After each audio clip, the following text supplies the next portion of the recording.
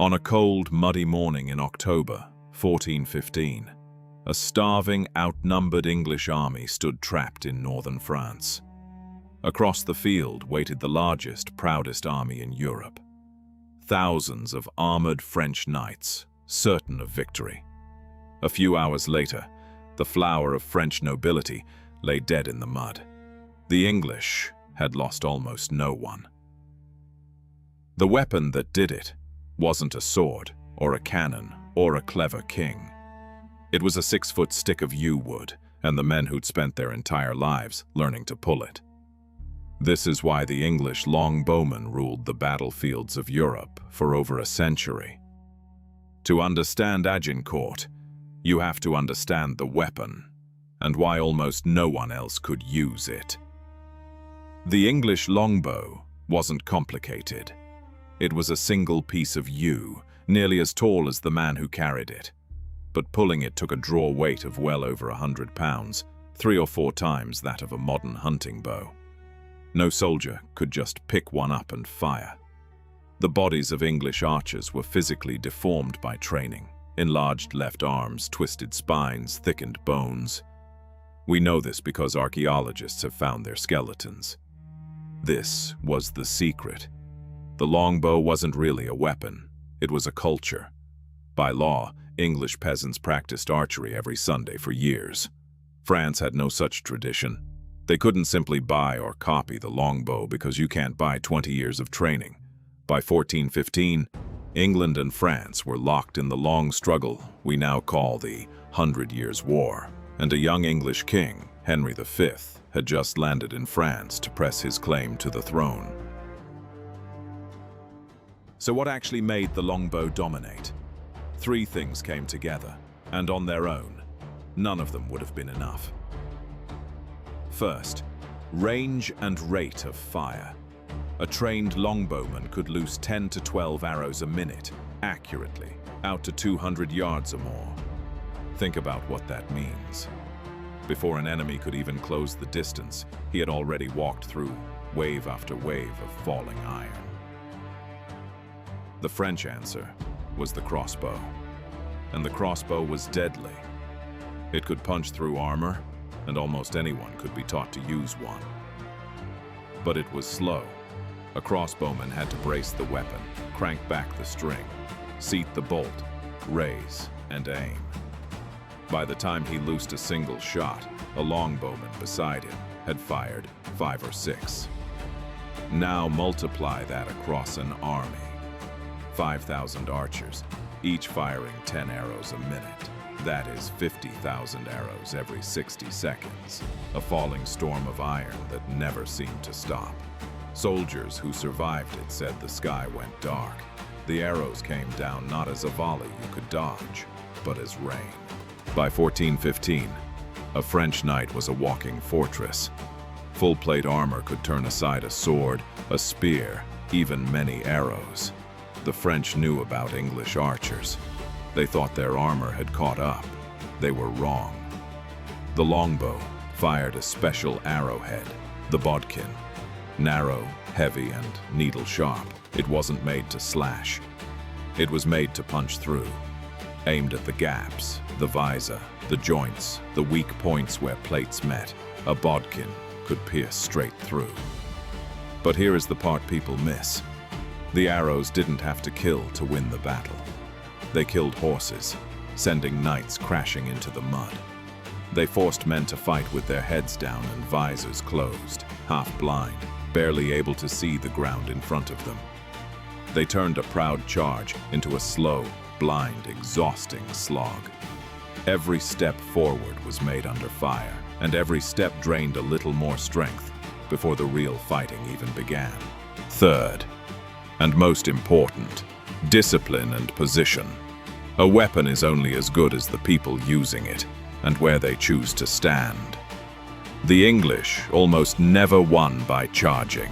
They won by making the enemy come to them, across ground the English had chosen on purpose. Before a battle, archers would hammer sharpened wooden stakes into the earth, angled outward at the height of a horse's chest. Any cavalry that charged would impale itself. Behind that hedge of stakes, the archers stood in disciplined ranks and simply kept firing. And they chose their ground with ruthless care. Narrow fields, soft, muddy soil, flanks protected by forest or river, so the enemy's greater numbers meant nothing. There was no room to use them. The longbow was the deadly tool, but it was English discipline and the cold genius of where they placed their men that turned that tool into a war-winning machine. Remember that, because at Agincourt, every single one of these factors came together at once. Henry V's campaign had started well. He had taken the port town of Harfleur, but the siege dragged on for weeks and an enemy deadlier than any knight crept through his camp. Dysentery. Disease tore through the English ranks and killed thousands, far more than the French ever would in open battle. By October, Henry's army was a shadow of what had landed in France. Exhausted, sick, and starving, they were marching for the safety of Calais when the French finally caught them and blocked the road near a village called Agincourt. The numbers were brutal. The English had perhaps 6,000 men, and the great majority were archers. The French had far more, by some accounts 2 or 3 times as many, and the heart of their army was the thing all of Europe feared. Thousands of heavily armored knights, the proud flower of French nobility, certain this would be a massacre. They were right about the massacre. They were wrong about who would die. But before the first arrow flew, the ground had already chosen a side.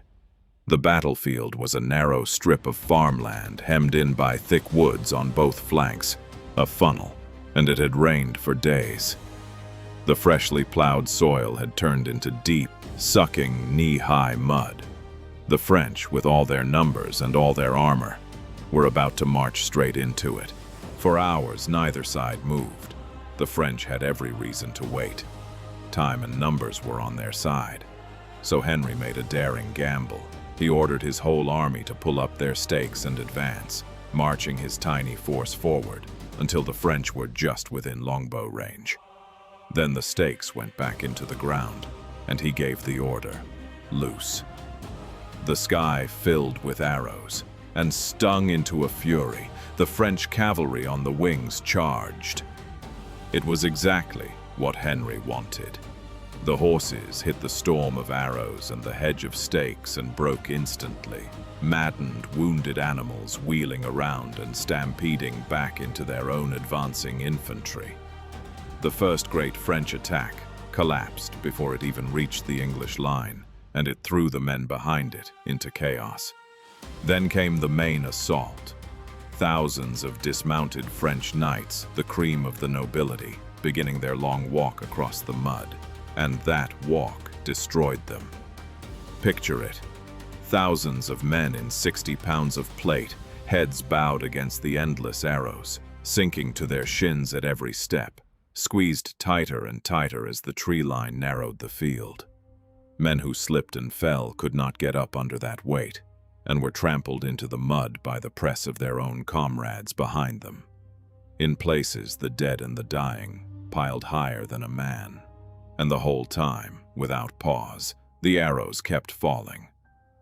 By the time the French reached the English line, they were exhausted, packed so tightly they could barely raise their arms and barely a fighting force at all. And now, the archers did the unthinkable. They dropped their bows, picked up swords, mallets, hatchets, and daggers, and rushed out from behind their stakes, lightly armored, fast and fresh, into a mass of exhausted, trapped, heavily armored men. It was not a battle anymore. It was a slaughter. In a few short hours, the proudest army in Europe was destroyed. Thousands of French nobles were killed or captured. The English lost a few hundred, and the longbow had written its name into history. Agincourt made the longbow legendary. For another century, English archers would terrify the battlefields of Europe. So why don't armies carry longbows today? Why did the most dominant weapon of its age simply disappear? The answer is the cruelest irony in military history. The very thing that made the longbow so powerful was also the thing that killed it. It took a lifetime to master. You could not mass-produce a longbowman. You could not raise an army of them in a crisis. Every archer at Agincourt was the product of a childhood and a youth spent at the practice butts every single Sunday, building the freakish strength it took to draw that bow. It took a whole society, organized by law, generation after generation, to produce them. And then came the weapon that needed no such culture at all: gunpowder. Here is the thing. Early firearms were genuinely worse than the longbow in almost every way. They were slower to load. They were less accurate. They misfired in the rain. A skilled longbowman could outshoot a musketeer all day long. But the musket had one devastating advantage, and in the end it was the only advantage that mattered. You could take a peasant who had never held a weapon and turn him into a useful soldier in a couple of weeks. The musket did not care how strong your arm was. It did not care how many Sundays you had practiced. It was a great equalizer. Warfare was becoming a numbers game. Bigger armies, raised faster and cheaper, and the longbow, for all its deadly perfection, simply could not scale. One was a masterpiece that took a lifetime to make. The other was good enough and could be made by the thousand. Good enough in the thousands beats perfect in the few. By the 1500s, the weapon that had humbled the knights of France was quietly sliding into history. The longbow ruled for a century, but it was far from the only weapon to define an age. Every era has one force that everyone else fears. And next time, we're going to look at the most terrifying of them all. A people who came out of the Eastern Steppe and, in just 25 years, conquered more of the world than Rome did in 400. They had no castles, no heavy armor, and almost no infantry. What they had was a horse, a bow, and a way of war no one had ever seen before. If you want to know who they were and why for one terrifying century they were truly unstoppable, subscribe. You won't want to miss it.